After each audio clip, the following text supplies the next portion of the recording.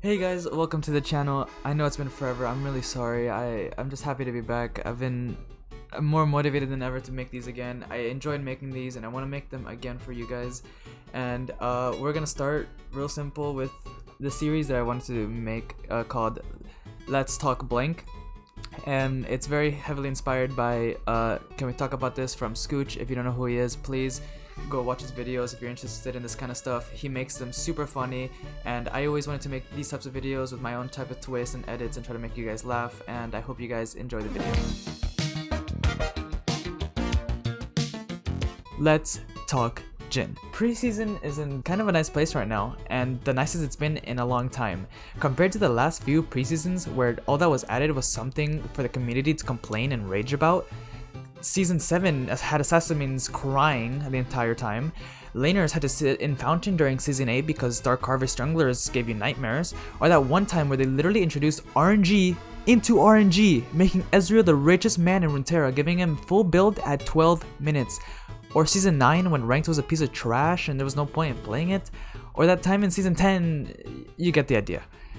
Preseason is a time where Riot goes batshit crazy and throws a dart at a spinning wheel to decide what will end up changing, and if there's one thing the player base does not like, is change.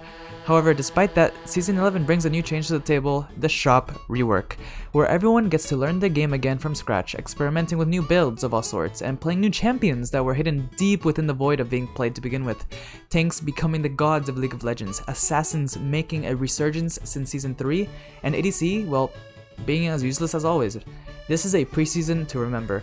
That being said, there is one ADC in the roster that refuses to be kicked down by Riot's hate for the role. Whereas an ADC may have tank shred, high DPS, high damage, flexibility in build paths, long range, high mobility, invisibility, dash that goes past 3 screens, and a shield the size of fucking China, it doesn't matter.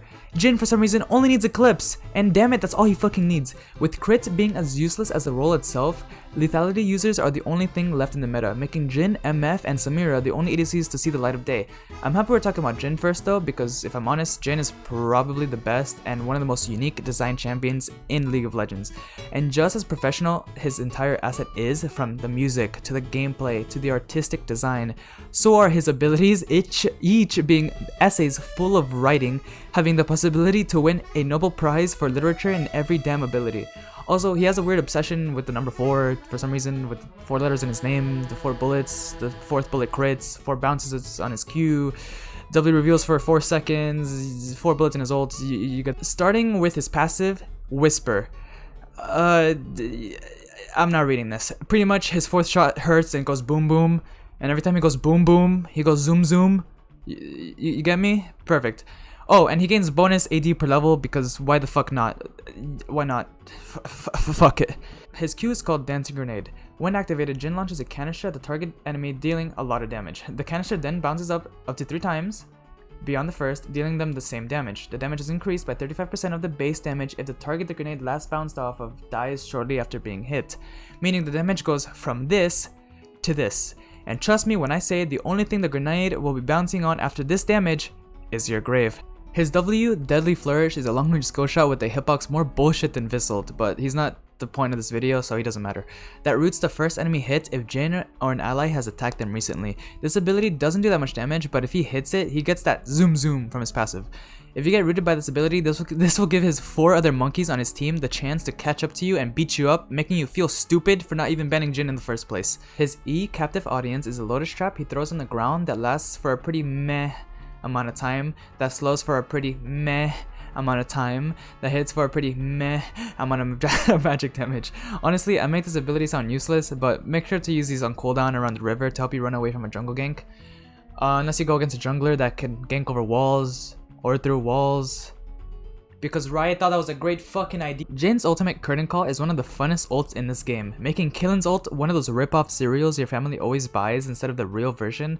Like, thank you family, I appreciate the bunch of cinnamon squares, but I was hoping for some cinnamon toast crunch. JHIN puts his guns together, turning into a sniper rifle, and prepares for your fucking funeral for 10 seconds. Every single round hurting and slowing for a bit, leading up to the final act. Get it?